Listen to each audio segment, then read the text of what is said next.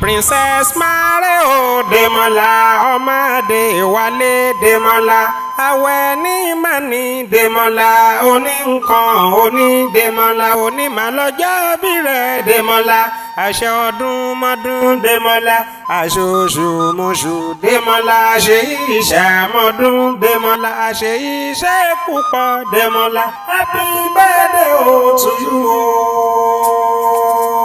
Ó di àwùjọ ṣòkòtò kí ládùúgbò tó mọ́ra rẹ̀ lábẹ́ ṣe káàkéwì kásùn jálá fún ẹni tí ń ṣayẹyẹ kórí owó gangan ni ohun tí mo gbà níṣẹ́. Ọjọ́ àbí ni ọjọ́ tí wọ́n kí yẹyẹ ni kí owó ọmọ ni ọjọ́ tí wọ́n bí ni ọjọ́ ọmọ ní gbàgbé ló jẹ́. Kí aṣayẹyẹ ọjọ́ àbí ni èèwọ̀ kọ́ rárá ló yẹ kí n máa kí Princess Adewale Ademola àwẹ̀ ní ọlọ́jọ́ bí àtàtà. Àwẹ̀ ni ó gbogbo ọjọ́ kọkànlélógún oṣù kẹjọ August 21 lèmi ń perí ọjọ́ bí ọmọọba Adewale Ademola mà ní. Prince Ọdúnayọ̀ Adéníyì màrí rán mi níṣẹ́ ọmọọba ló rán ọmọọba níṣẹ́ kí n máa kí ọmọọba Adewale Ademola ọlọ́jọ́ bí àtàtà. ń pẹ̀lẹ́ o Princess Ademola ọmọ ọkọ àsìkò tó ṣọjọ́ ìbí rẹ̀ yìí ò ní pasán láyé kó o dàgbà kó o dògbó nǹkankan ò ní ṣe ọ́ nǹkankan ò ní ṣẹ̀mí rẹ̀. ọ̀kín larẹwà láwùjọ àwọn ẹyẹ ẹwà wí kọ́ ohun tó dájú ṣáká ni wípé Prince Ọdúnayọ̀ Adéníyì mójú lọ sọ́jà ń ló fi ṣe kòǹgẹ́ Princess Adewale Ademola aláwẹ̀ ní mèyẹ̀dẹ́ bìlọ́n. yẹyẹyẹ ní yẹyẹlé ọmọọba Adewale Ademola kí ayé ó yọ ọ́ dalẹ̀ lẹ́yìn ọjọ́ ìbí rẹ̀ yìí ò ní lójú ẹkún. ayé ò ní gba ẹwà ohun ìwà lọ́wọ́ rẹ̀ kí ohun gbogbo tó o bá dáwọ́lé ó máa yọrí sí rere. àní Prince Ọdúnayọ̀ Adéníyì màrí rán mi níṣẹ́ òun ló ní máa fọn rere fáráyé wípé gbogbo August 21 lọ́dọọdún lọ́jọ́ bíi Princess Adewale Ademola àwẹ̀ ní àtàtà. ó yá o Okuku ní ìpínlẹ̀ Ọ̀ṣun lèmi ń rè lọ́wọ́lọ́wọ́.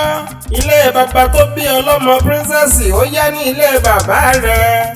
tó bá jẹ́ ọgbọ́n ẹ̀dálẹ̀dá fi ń jí sáyé gbogbo igi àyànmọ́ ní ìbáwọ̀wé tán. ọmọ ìṣẹ̀ṣọ́ ọmọ odò ọ̀rọ̀ ọmọ ìṣẹ̀ṣọ́ mbàlà rúkẹ́ ọmọ ìṣẹ̀ṣọ́ mbàlà máa dèrè ọmọ ìṣẹ̀ṣọ́ mbàlà máa dò tó ń kòrò mbàlà máa sì fẹ́ rúgbódó ń gbó ṣáájú. ìṣiṣẹ́ bọ bí kódò má máa gbẹ ìkòrò bọ bí kódò má máa fà.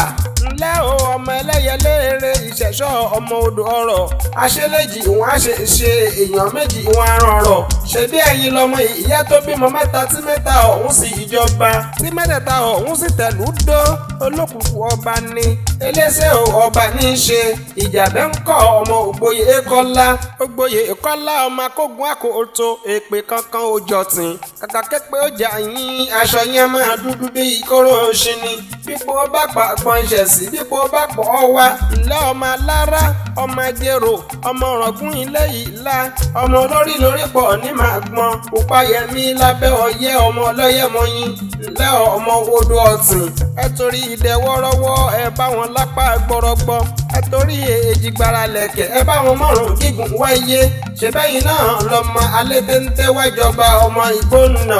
ẹ wo Prince Ọdúnayọ̀ mo ti jíṣẹ́ tó rán mi o ó ní kí n máa kí Princess Ademola Adewale aláwẹ̀ ní wípé gbogbo August 21 lọ́dọọdún lọ́jọ́ bí rẹ̀ o. tí wọ́n bá wá bí wípé ta ló kọrin wí sí yín létí ẹ bá mi máa sọ fún wọn wípé Ìdòwú iye ni Ìjẹ̀bú Waterside lèmi kúkú ti wá ọmọ Ìwòpín Àjídà gan lèmi Ìdòwú ọmọ Ògún bẹ́jọ́.